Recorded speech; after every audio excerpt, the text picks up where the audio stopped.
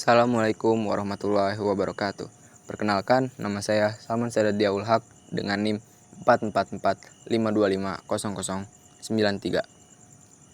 Di sini, saya akan memaparkan presentasi saya mengenai bahasa baku di media sosial. Pengertian bahasa baku. Bahasa baku adalah ragam bahasa yang dijadikan standar dan digunakan secara resmi dalam situasi yang formal maupun semi-formal. Bahasa ini mengikuti aturan yang telah ditetapkan oleh lembaga bahasa, yaitu Badan Pengembangan dan Pembinaan Bahasa dari Kementerian Pendidikan dan Kebudayaan Republik Indonesia. Bahasa baku memiliki kaidah dan pedoman yang jelas, seperti 1. Ejaan yang benar sesuai EYD atau PUEBI. Contohnya, penulisan huruf kapital, tanda baca, dan penulisan kosakata yang tepat. 2. Struktur kalimat yang teratur, menggunakan subjek, predikat, dan objek dengan susunan yang benar. 3. Pemilihan kata diksi yang sesuai makna, tidak menggunakan kata daerah, singkatan tidak resmi, atau bahasa gaul.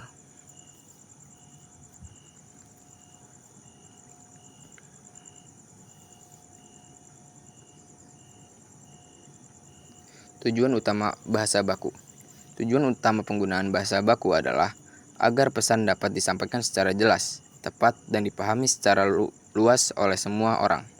Dengan bahasa baku, komunikasi lebih menjadi efektif, profesional, dan menunjukkan sikap berbahasa yang baik.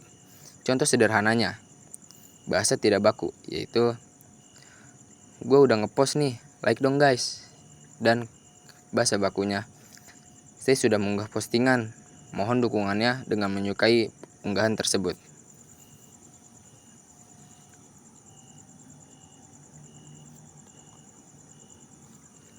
Mengapa bahasa baku penting di media sosial? Bahasa baku adalah tempat di mana orang berinteraksi dengan banyak orang dari berbagai latar belakang, usia, pendidikan, bahkan daerah yang berbeda. Kalau kita menggunakan bahasa yang tidak baku, bisa saja pesan kita disalahartikan atau dianggap tidak sopan. Berikut beberapa alasan pentingnya menggunakan bahasa baku di media sosial. 1. Meningkatkan citra diri. Bahasa yang baik mencerminkan kepribadian yang baik. Dengan berbahasa baku, kita terlihat lebih berpendidikan, sopan, dan profesional. 2. Menunjukkan kecintaan terhadap bahasa Indonesia. Menggunakan bahasa baku berarti ikut melestarikan bahasa nasional kita di tengah maraknya pengaruh bahasa asing dan bahasa campuran. 3. Menghindari salah paham. Bahasa gaul atau singkatan kadang hanya dipahami oleh kelompok tertentu. Bahasa baku membantu pesan kita menjadi lebih jelas dan universal. Perbandingan singkat bahasa baku dan tidak baku. Bahasa tidak baku. Gue bosan banget nih. Menjadi saya sangat bosan. Lo udah lihat postingan gue belum? Apakah kamu sudah melihat unggahan saya?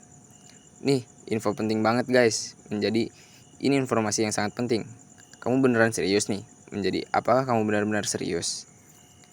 Bahasa tidak baku tidak salah jika digunakan dalam konteks santai bersama teman. Namun, di media sosial yang dapat dibaca publik, bahasa baku akan membuat pesan lebih jelas, sopan, dan profesional.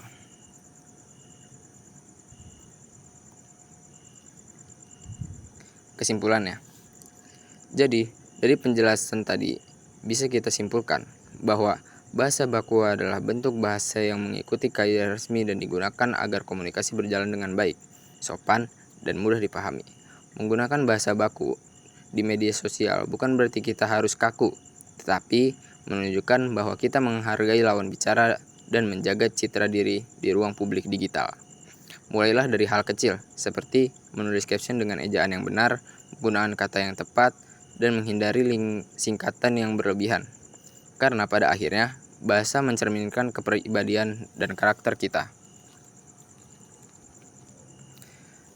Referensi yang saya ambil, dari Kementerian Pendidikan dan Kebudayaan, Pedoman Umum Ejaan Bahasa Indonesia atau PUEBI. Bahasa Pengembangan dan Pembinaan Bahasa Kemendikbud RI, badanbahasa.kemendikbud.go.id. Kamus Besar Bahasa Indonesia atau KBBI, kbbi.kemendikbud.go.id. Mungkin sekian pemaparan presentasi dari saya. Kurang lebihnya mohon maaf jika ada salah kata. Sekian, terima kasih.